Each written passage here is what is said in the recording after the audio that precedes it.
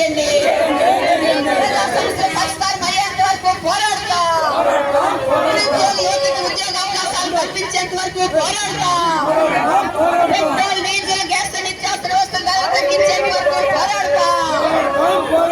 ప్రతిరోజు ఇంటి గంట పాటు కుళాయి నీళ్ళు సరఫరా చేయాలి.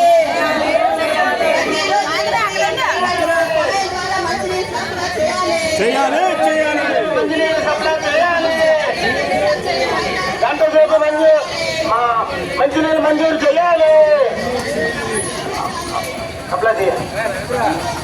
గంటసేపు మంచినీళ్ళు సప్లై చేయాలి.